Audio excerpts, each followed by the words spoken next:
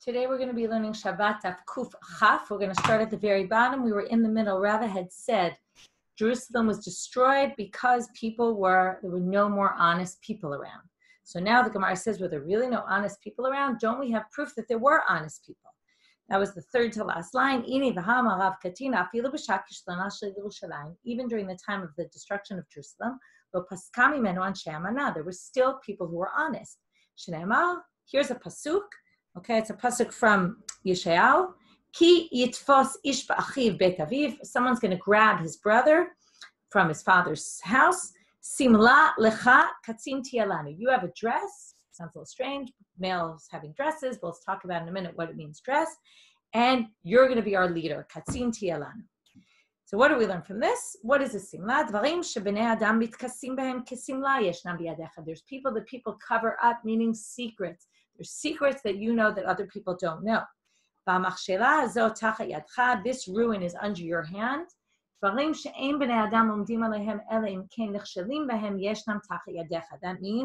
machshela is under your hand, meaning something that other people trip up on because they don't really understand.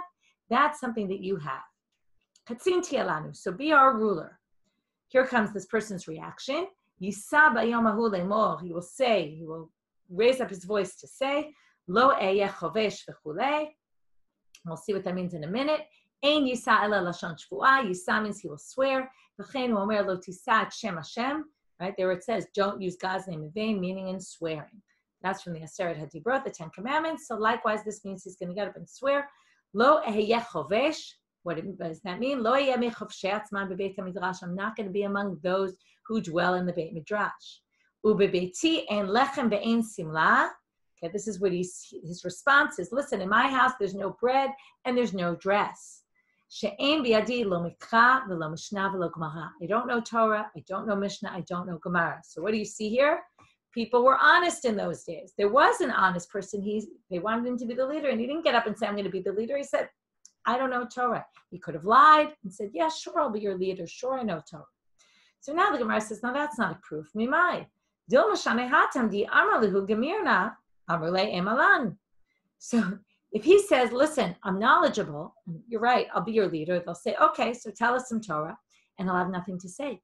So it's not like he really could have lied. He couldn't have lied because there's no way he understood that. He would have been able to, right? He wouldn't have been able to lie like that. And what does it mean to lie? A lie is a lie you can get away with. He wasn't going to get away with this, and that's why he did. So then they say, what do you mean? If they would have put him up to the test, he would have said, oh yeah, well, I knew that, but I forgot it. So it's not like, he could have said, I learned and I know things, I just forgot them. It's a good question whether you could say, I'm knowledgeable and then claim, oh, I forgot it, but that's what they say. So they say, my lo yeh chovesh klal. So when he says lo yeh chovesh, he means at all. I am not going to, right? I don't know anything is what he said to them. Not meaning I knew something, but he really said, I don't know anything, which means he really was being honest. So how do we explain that on the one hand, Rava says Jerusalem was destroyed because there were no honest people, and here we have someone being honest. So we say, they were talking about two different honesties. Lo kasha, kam b'divrei Torah, kam b'masau matan. One was having to do with Torah learning, that's one thing, and one had to do with business dealings. When it came to business dealings, there's no honest business dealers. This guy wasn't a business dealer. He was talking about learning Torah. New Mishnah. Mitzilin sal maleki karot. You can save a basket full of loaves of bread, tons of bread. Even if there's 100 meals worth. We have to obviously rectify this with the previous Mishnah that told us we could only save 3 meals worth. V'igul shel dvela. Remember we talked about that. That was they put up these fig cakes. They pressed all these figs, and you would have again a large amount of figs in one place. V'chavit shel yain, a barrel of wine. Obviously, you can't drink a whole barrel of wine in one Shabbat. And you can say to others, Bo vatzilu lachem. You can also come. In other words, everybody come take. Obviously, again, you have to imagine what kind of fire this was. Why would anyone want to go into a fire, a burning house? But obviously, you'd have to imagine there's some way where there's a little fire, but he tells everyone, everybody come, take your stuff out. It obviously wasn't a dangerous situation. And if they were wise and smart and they knew what they were doing, after Shabbat, they would come and ask him to pay up. We're going to have to see, what are they paying up? Didn't they just take his stuff? Why would he have to pay them anything? We'll get to it in the Gemara. To where can you bring these items? Okay, in a chatzer where there's an eruv, a chatzer is a bunch of houses open up into one courtyard. A few people share a courtyard, and they can do an eruv. If there's an eruv, you could take this stuff out. That's the difference between the Sefer Torah. If you remember, you were allowed to take that even to a mavoy, she'eno mefulash versus ben b'tera, who said mavoy mefulash. Likewise, here we're going to have a distinction between a chatzar and mu'urevet. And ben b'tera says af l'sheina mu'urevet. Ben b'tera says yes a chatzar, but it doesn't even have to be mu'urevet. Okay, you don't have to have an eruv there as long as it's a chatzar, you can take it out. So there's different levels of where you can bring items to and how much you can bring into each place. Ulisham motzi kol klei tashmisho, and he could take any of his utensils. V'lovesh kol ma sheyachol lirbosh, v'otef kol ma sheyachol la'atof. He can wrap up a bunch of things together, and he can also wear clothing. He wear as much clothing as he wants. Rabbi Yossi omer 18 kelim. You can only wear 18 clothes. 18 layers of clothes. We're going to talk about what the 18 layers are. It doesn't mean 18 shirts, but meaning Rabbi Yossi says you can't walk out looking like an idiot, with tons and tons and tons of clothes on you. So what do? You can wear your normal 18 items of clothing, which we're going to list what they are. And then chozer v'lovesh motzi, then you can just go back. In other words, wear all your layers of clothing, take them off, keep your undergarments on, and then go back, wear another layer, go back, and in fact it says, right, you could do this, and then you can tell others, come and save items with me. Okay, notice, we're going to get back to this, there's a difference with the food, it said, bo vatzilu lachem, take for yourselves, and this says, bo vatzilu imi, save this stuff with me. We'll talk about that soon. So the Gemara first asks a question about the shalosh su'udot in the previous Mishnah. It sounds like not more than 3 meals. There's a difference between saving items and piling up basket upon basket upon basket. Okay, so if you have one basket and you're just going to take out a huge amount in one basket, that's fine. That's one trip. That's allowed. But bala kapel. But if you're going to pile things up, then you can't pile up any more than 3 seudots worth, because there you have the tircha of each basket. And the assumption is every time you add a basket, it's more work. Okay, and therefore it's a problem. So Rabbi Abba Bar Zavda Amarav, Idi v'Idi b'Bala Kapel, he says, no, in fact, you could explain they're both with lots of baskets. Maybe there's a difference as to how far you're taking this. If you're taking it to within the same courtyard, again, you'd have to imagine the fire is not going to get to that courtyard, then you're allowed as much food as you want, even baskets. But l'chatzer acheret, you can take, again, then we'll really have gradations. There's this courtyard, you can take as much food as you want, as much clothes as you want. The farther courtyard, some other courtyard, you can take 3 seudot. And then to the mavoy, she'eno mefulash, again, according to Tanakama, you can take even Sifrei Kodesh. By Rav Huna Bered Rav Yoshua, Peres talito v'kipel, v'hiniach v'kipel v'hiniach mai. What if you take your talit, you open it up, and then you put stuff in it, and you fold it up, and then you put more stuff, and then you keep bringing more items and adding it in. So do we view that as, is that like my kibala hatzil dame or kibala kapel dame? I was thinking in my house we have this thing where we say it's called the one trip challenge. I have one daughter who's particularly very insistent about it. Let's just be smart and pile everything up on the table and bring it all into the kitchen in one full swoop. So the question is that easier, right? Or is it easier to just bring in one thing at a time and just make a bunch of trips, right? So the question is if you have to keep piling while you're in the house, more and more things, and then you take it out in one shot, is that considered taking out in one shot, and it's as if it's one basket? Or is it treated like many baskets because you pile them up, you kind of added and added when you were in the house? So that's the question. So now they say we're going to learn it from the following. Rava said that Ate Rav Shizbi le Rav Chisda. Rav Shizbi confused Rav Chisda or said the wrong thing. V'darash u'bavad shelo yavi kli shu machzik yoter migimel seudot. Okay, this is about a different issue. This was about, if you remember, we talked about the barrel on the on the roof that was broken with wine, it cracks, and you bring a vessel to catch the wine that's spilling. And then we said you can't bring another vessel, though, to empty that vessel into another one, right? You can only have one. So he said, as long as you don't bring a kli that's bigger than 3 seudots worth, even the one kli you can bring can't be more than 3 seudots worth. So forget about bringing another kli. You can't even bring one that's more than 3 seudot. So shma mina bebala hatzil dami. It sounds like if you pile up and pile up and pile up, it's no different than taking many baskets. Sorry, the opposite. I got confused for a minute. I forgot because he made a mistake by saying that. If he were right, then that would be the case. But if shma mina, it sounds like bala hatzil dami. Lahatzil is when you're taking one out, that it's more like taking out one thing, and one thing is allowed. Okay, it's basically like making one trip, as I said with the dishes. It's like the one trip challenge. Because if it were like more, then you really wouldn't be allowed to have with the wine more than one vessel that held more than 3. That's su'udot. But we don't say that. Okay, it was a mistake when he taught him that. So therefore, it's like it's bala hatzil v'shapri dami, and it should be allowed. Because remember, Rav Shizbi was wrong with what he said. So now we want to know, why is he wrong? How do we know it was a mistake? What it said there was you can't bring another utensil to either accept more liquid or to put up against the wall there. It's only a different utensil, but in that utensil, it doesn't matter how big it is.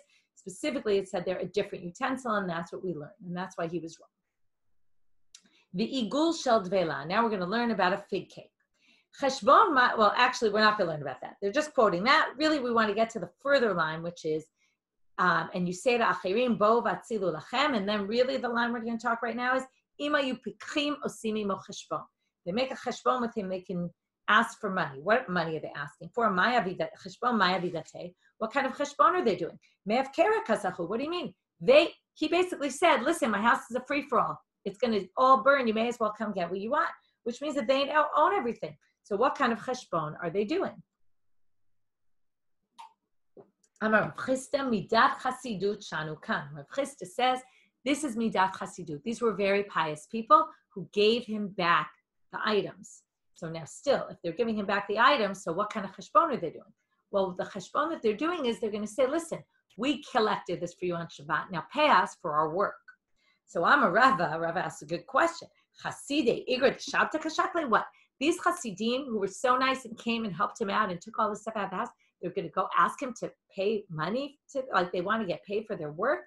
What do you mean? They did a chesed. They were Hasidim. They're pious people. How on earth would they be asking? It doesn't make sense that they'd be asking, and especially work done on Shabbat, where there's all sorts of halachic issues with getting paid on Shabbat. We must not be talking about Hasidim. Must be God-fearing people, which are on a lower level than the Hasidim. They don't want to get benefit from other people, so they're not going to take his stuff because they know that even though really he was mafkir, he said, oh, I don't want ownership over this anymore. It's all going to burn anyway. You may as well come take it. He didn't really want them to take it. He obviously would want it for himself. But they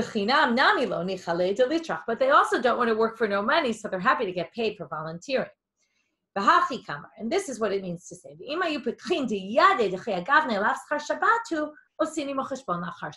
does it mean if they're pikhin? If they're smart enough to know the halacha, that it's not a problem to get paid for Shabbat in this kind of way, because he didn't hire them for work on Shabbat. It wasn't like a business dealing. In that way, they can actually get paid for work on Shabbat. Then they'll come to him and they'll ask him for some money. So now where do we get to bring this to? Remember, we saw the machloket Ben Betera and the rabbis, Chatzer Me'urevet, Chatzer She'ena Me'urevet, but really they want to talk about the end. Even though they quote here, they're really quoting later on in the Mishnah, which is when you take your clothes, you can say, listen, other people come v'hatzilu imi. So the Gemara asks, why in the food case does he say for yourselves? And here he says with me, which sounds like for him. When it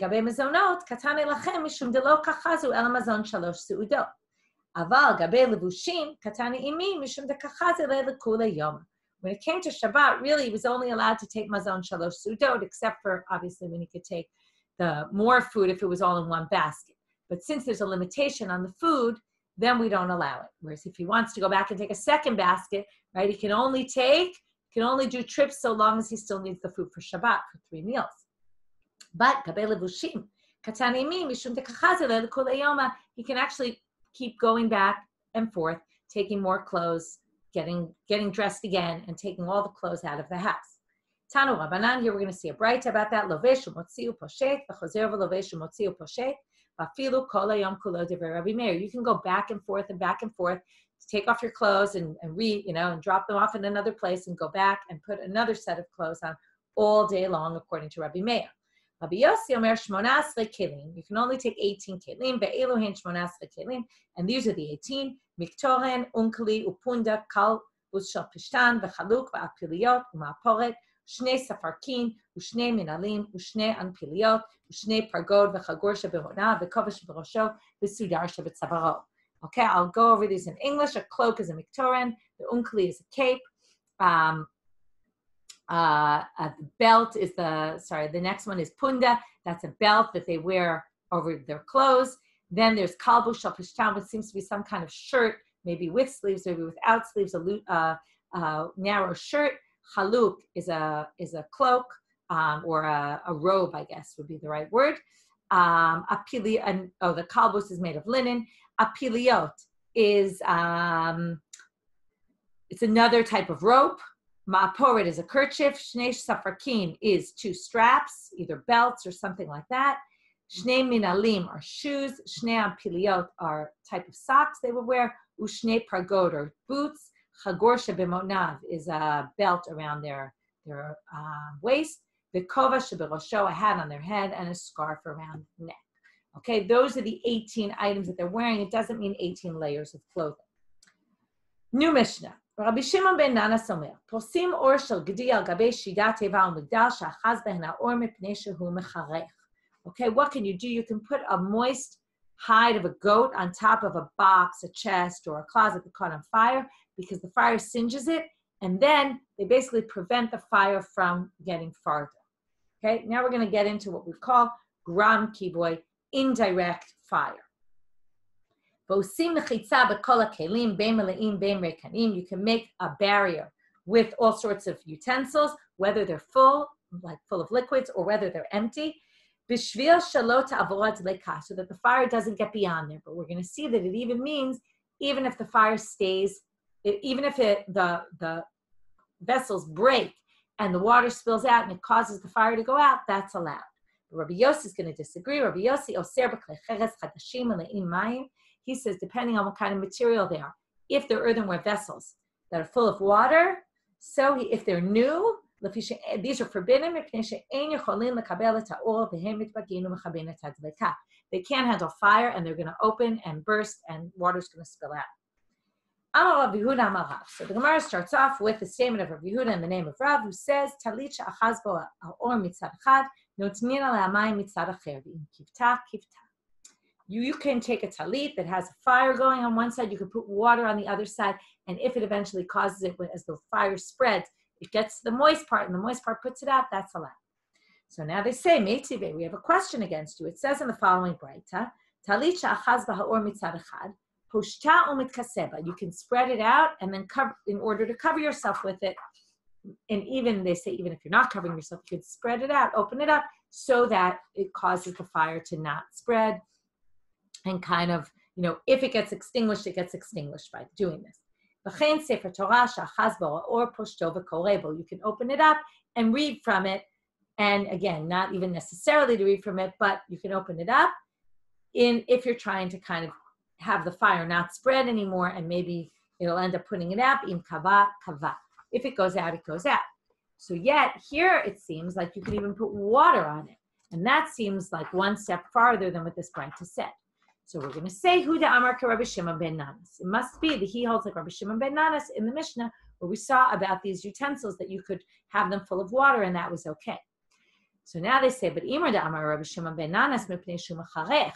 He said there, because it gets singed. Like if you talk about with the moist goat skin, it's because it singes it.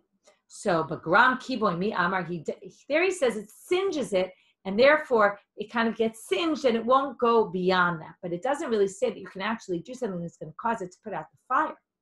So, and Tosfot points out, but what about the part in the Mishnah where it says bein meleim bein reikanim, and asks that seems to be a problem also.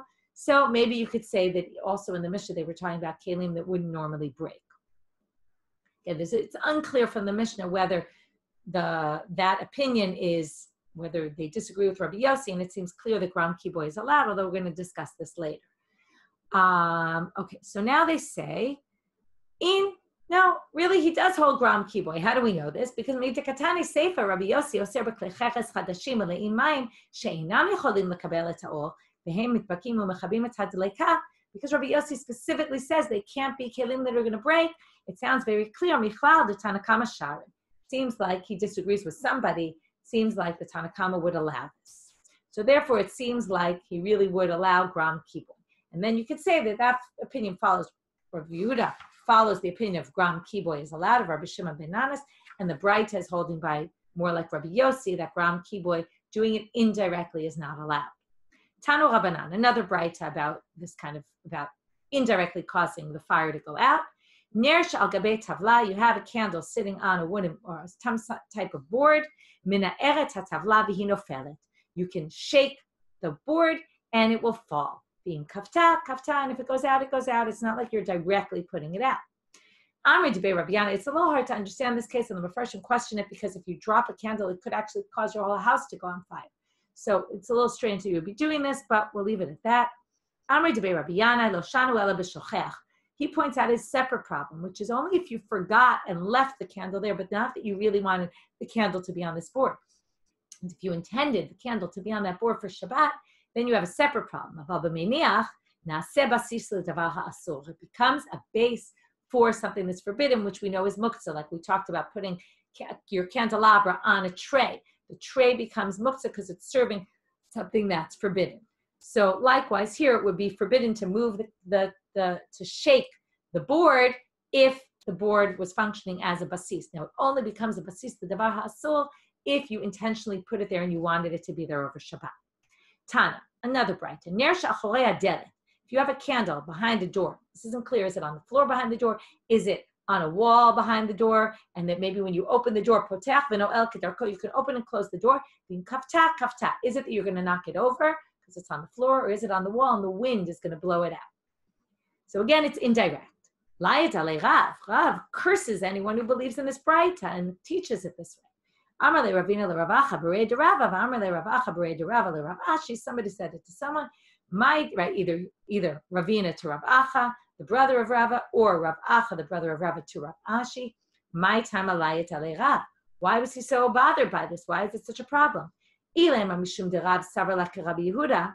Maybe he holds like Rabbi Yehuda, the davar she'eno mitkavin, right? You're opening the door, you're not intending to put out the fire, but you're putting it out. So if you hold like, you say he holds like Rabbi Yehuda, which we know actually that Rav held like Rabbi Yehuda, Vitana katane la ke Rabbi Shimon, and those who disagree at the Braita holds like Rabbi Shimon. Mishum de Rav savar like Rabbi Yehuda, kol katane ke Rabbi Shimon mela layale. But it would be a little harsh just because he holds like Rabbi Yehuda. He's going to curse anyone who holds like Rabbi Shimon. That's not such a, doesn't sound like it makes much sense. So Amrle Baha Fila Rabbi Shimon Modeh. Oh wait, even Rabbi Shimon who holds Davar She'eno Mitkaven, even if you're just intending to open the door, and you end up putting out the candle. This is a case of a psik reisha. As soon as you open that door, for sure it's going to go out. We didn't exactly say that before, but seems like he thinks, and maybe that's why Rav cursed anyone who said this. He said this is going to actually cause it to go out. Maybe they had a bit of a debate about will it definitely cause it to go out or not? And he thought it was a psik reisha, and therefore even Rabbi Shimon would agree that it's asur. Amar Rav Yehuda, potech adam delet keneged midura b'Shabbat. If you open a door by a bonfire, what's going to happen to a bonfire? It's not going to blow out. It's a big bonfire, but it's like fanning the flames. It's going to cause the bonfire to spread. So you can do this even though it's going to cause it to spread. Lie, or maybe it'll cause it to spread. Lie it alei Abaye. Abaye cursed anyone who held like Rav Yehuda. Abaye kind of cursed. It's a little strange, but how he would be able to say that to Rav Yehuda? But he basically said, what a crazy thing. You can't say this. So b'mayaskina. What's exactly the case here? Ilema baruch mitsuya, if there's just a regular wind, my time de Rabbanan da Asar. So why would demand Asar? Why would Abai forbid this? A regular wind isn't going to do anything to a bonfire. If there's some crazy wind, my time of demand shari. So why would they allow it? This wind's going to definitely cause the flames to be stronger, which is forbidden. So la'olam beruach mitzuya. Really, we're talking about a regular wind. Mar savar gazlinan. Abai says we won't allow you to do this. Open the door when there's a regular wind because you might then come to do it when there's a very strong wind. Umar savar lo gazlinan. But the Rav Yehuda held we're not worried about making a gzirah. So when there's a normal wind and nothing's going to happen, no problem to open the door. Osim mechitza. So now we're going back to this line in the middle of the Mishnah about you can make a boundary around a border of all these utensils, either full or empty, versus Rabbi Yossi, who said as long as they're not going to crack. L'meir de Rabbanan savar gam kriboy mutal, the Rabbi Yossi savar gam kriboy asor. You're trying to say that the rabbis think indirectly putting out a fire is okay, and Rabbi Yossi thinks indirectly putting out the fire is forbidden. We actually learned the opposite. Titania. Says in this Braita, you can make a boundary, a wall, with utensils that are empty or full that aren't normally going to break. What kinds are not likely to break, with the fire or in general? Okay, metal utensils, when the fire gets to them, are not going to break. Rabbi Yossi, now that's Tanakama. He's very clear only if they're not going to break. Rabbi Yossi Omer, af klei kvar shichin ve'klei kvar chananya. Even the kelim for Parshichin and Kvar Chananya, the earthenware vessels from those places also won't break and therefore can be used. So, Ein Darkan Lishtaber, he says those also won't break. Now, both of these opinions hold that Gram Kiboy isn't allowed.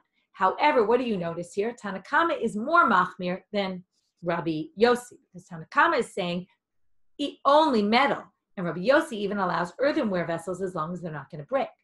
V'chitema, ipuch matnitin. Rabbi Yossi debraita l'divrehem kamal. Maybe the Mishnah's flipped. Rabbi Yossi, they got the shitot wrong. Rabbi Yossi is the one who allows Gram Kiboy.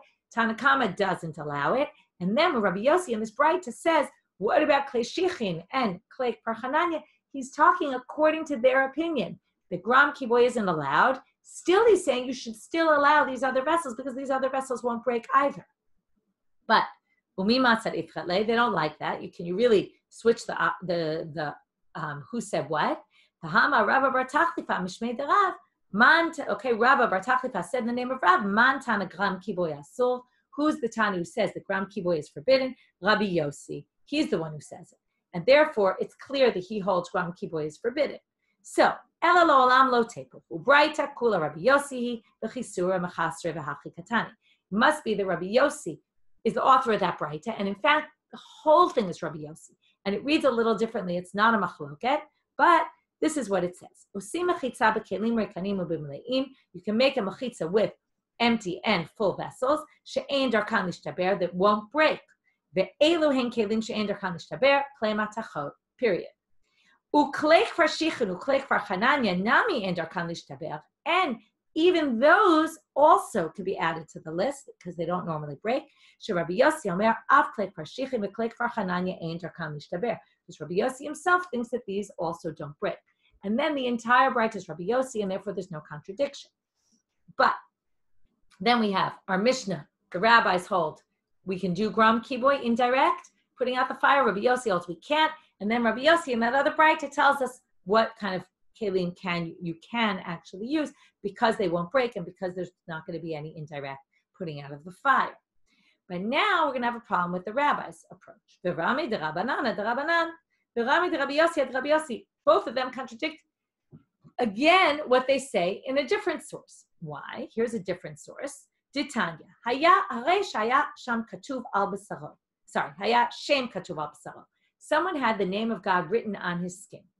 Hareze. Now, it's forbidden to wipe out the name of God, to erase the name of God. So, guess what? You're stuck.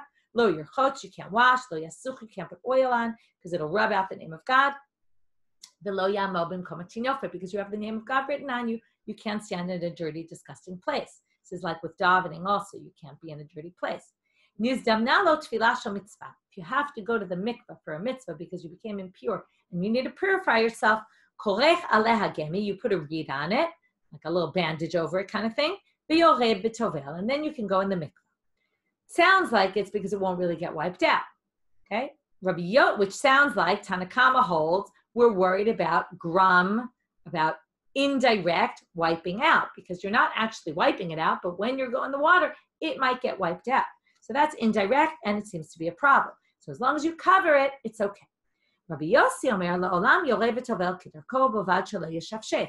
You can go in the mikveh, no problem, as long as you don't rub it off, and you try to get it off, but we don't care if inadvertently it will come off. So that seems the opposite of what Rabbi Yossi says for kiboy, and it's the opposite of what the rabbis say about, right, both of them about extinguishing a fire. So they say, Rabbi Yossi will answer, Shane hatam, ta'amal kavi ibadetem et shma min hamakom ahu. This is wipe out the name of the idols that are in Israel. Lo tasun ken l'Hashem Elokechem, but don't do that for God, meaning you can't wipe out the name of God. This is where the issue comes from. Notice the words, don't do this for God. Asiyahu dasur, gram ashare. Therefore, it has to do with a direct act and not an indirect. So therefore, an indirect act would be allowed because it says, don't do this. Do sounds intentional. But then they say that doesn't, and then by Shabbat, that wouldn't be the case. But that, you can't say that because Ihachi, hachanamiktiv, by Shabbat it also says, lo taseh kol malacha. What do you see from there? Asiyahu dasur, gram ashare. Asiyah is forbidden, also there. And therefore you would say, well, maybe grama is permitted. Okay? So asiyah, right? Doing, it says lo taseh also by Shabbat. So let's give a different answer. Mitoch sha'adam bahul al mamono isharet le'ati lechabuye. When it comes to a fire, Rabbi Yossi doesn't allow it because if we allow gram kiboy, he's worried that maybe you'll actually come to directly put out the fire because of this issue of people don't want to watch their money be destroyed, their possessions. So Ihachi, well, okay, so we've resolved Rabbi Yossi, but kasha de Rabbanan de Rabbanan. If we're going to allow it in a fire case where you're worried that somebody might actually come to put out the fire, why wouldn't we be worried about it all the more so in a case where there's no issue of ati lechabuye? So we should, and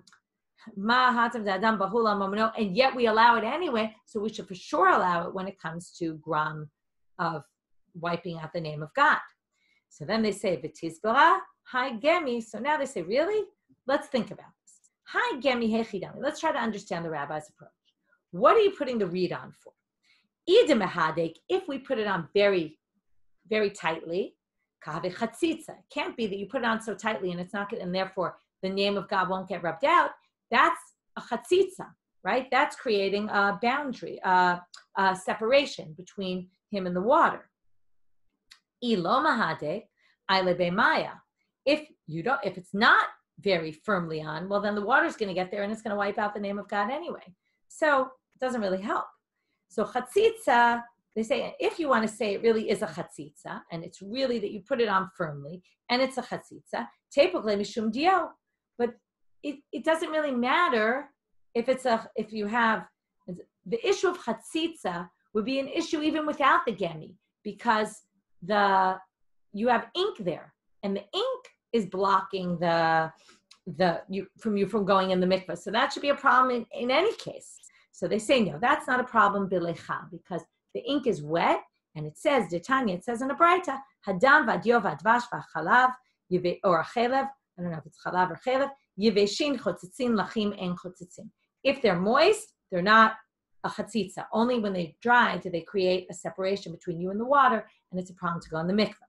But in any case, b'kovakom kashrus. Still, we don't really understand how the rabbis said that you can go in with the gemi. How does that help? So, El Amar, Rav Bar Shila, Hainu Tamayu de Rabbanan. To Kasavre, the rabbis really hold. Asur la'amod b'fnei Hashem erom. You can't stand naked before God. And since you have the name of God on you, you can't go into the mikveh naked because you have God's name there. So therefore, you put the gemi on top to block the name of God, and that allows you to go in the mikveh. It's not, right?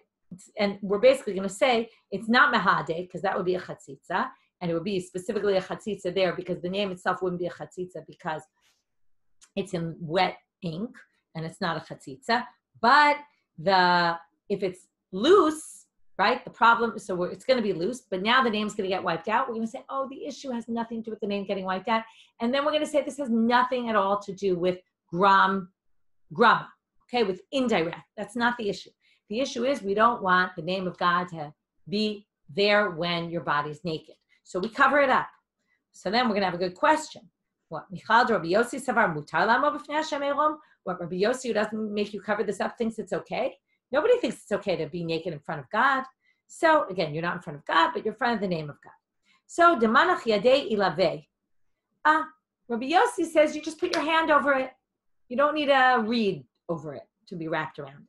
So then they say, well, then the Rabbanit Demanach Yadei Ilave. Why don't the rabbis allow that? They say, well, the rabbis don't allow it because Zimnin Demishtale V'Shakile. You might accidentally lift your hand off and it'll be a problem while you're in the mikveh. So they say, obviously, ping pong back. Rabbi Yossi, Zimnin Demishtale V'Shakile. Also, he should be concerned for that. So they say, Ela'id Ika Gemi Hachinami. So then we're going to say, actually, Rabbi Yossi and the rabbis require a gemi, a reed. Well, it didn't say that in the Braita, so what's the situation? Well, in the Braita where it talked about it, the machloket, hacha b'ma'askinam lahadure a gemi. The issue is, do we have to go, let's say I don't have a gemi. I don't have a reed around. Can I go in the mikveh anyway? In other words, yes, ideally I'm supposed to have a reed. On the other hand, there's two things pulling at me. Rabbanan savre, tefillah bizman alav mitzvah, umahadrina. The rabbis aren't so concerned with this issue of tefillah bizman mitzvah.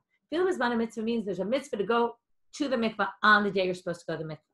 The rabbis don't think this is such a serious issue, so they say better to get the gemi and cover the name of God so you don't have an issue with being naked in front of God. Rabbi Yossi savar tefillah bizman mitzvah v'lo mahadrinan. Rabbi Yossi holds no, tefillah bizman is a mitzvah. You have to go on time.